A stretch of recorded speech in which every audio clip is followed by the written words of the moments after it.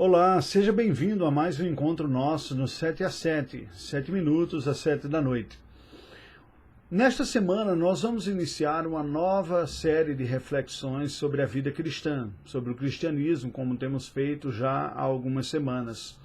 E o tema desta semana eu penso que seja um dos temas de ordem prática mais necessários à contemporaneidade.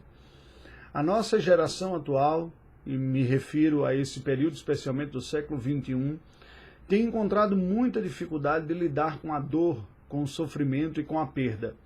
É verdade que estas coisas sempre foram difíceis para nós como espécie humana, mas me parece que a dificuldade de lidar com isso tem aumentado, assim como tem aumentado as crises e as patologias na alma e no corpo, decorrente do medo que a humanidade no presente momento tem enfrentado. Eu mesmo em minha vida cristã, crendo no Senhor, na Escritura Sagrada, encontrava neste tema uma dificuldade muito grande de compreender e de aceitar o ensinamento como com um propósito na minha própria vida e em meu coração. Textos como o de Tiago, que diz que nós devemos estar felizes por passarmos por provação, não me fazia muito sentido. Assim como o texto de Romanos, quando Paulo diz que ele opera, o Senhor, todas as coisas cooperam para o bem daqueles que amam a Deus. Textos como este que vou ler aqui agora de Pedro abordam essa questão de uma maneira muito objetiva e clara. E a nossa dificuldade de aceitar, falo da minha e penso que não seja apenas uma dificuldade que tive e muitas vezes ainda tenho e luto com essa, seja também compartilhado por muitos outros irmãos. Um sentimento de inadequação, de injustiça, de revolta que acaba por esconder algumas dificuldades em nosso próprio coração e expectativas equivocadas, por temermos muitas vezes mais a dor e o sofrimento e acharmos quase que Deus teria como que a obrigação de nos livrar disso, por ser Ele bom, perdemos de vista aspectos positivos que estão relacionados à dor e sofrimento. Algo extremamente impopular e difícil. Bem, ao longo dessa semana você está convidado a refletir comigo na palavra de Deus sobre como vencer os obstáculos e as lutas na vida cristã, uma vez que elas são parte essencial da nossa carreira de fé.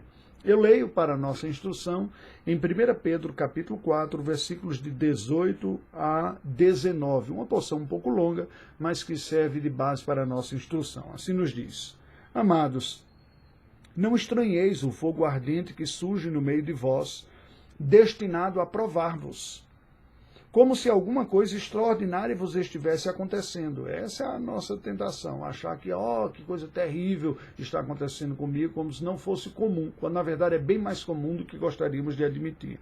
Pelo contrário, alegrai-vos na medida em que sois coparticipantes dos sofrimentos de Cristo, para que também na revelação de sua glória vos alegreis exultando. O que Pedro diz, ele diz, não, em vez de estranhar, achando que é uma coisa estranha, difícil e que não deveria acontecer, fique feliz. Você está se tornando participante juntamente com Cristo de uma realidade experimentada pelo próprio Filho de Deus e que faz parte da existência aqui afetada pelo pecado.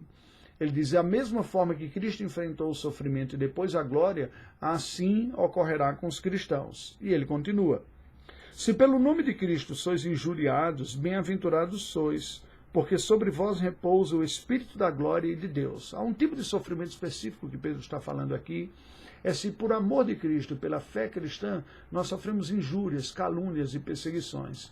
Isso é motivo de nós glorificarmos a Deus, pois o Espírito do Senhor nos assiste, diz o texto, que repousa o Espírito da glória e de Deus sobre tais pessoas. Mas pode ser que não seja esse o caso. Versículo 15. Não sofra, porém, nenhum de vós como assassino, ou ladrão, ou malfeitor, ou como quem se intromete em negócios de outrem. Ou seja, pode ser motivo de nossa causa de sofrimento também nossos próprios erros, nossos pecados, nossas lutas, e muitas vezes não queremos admitir.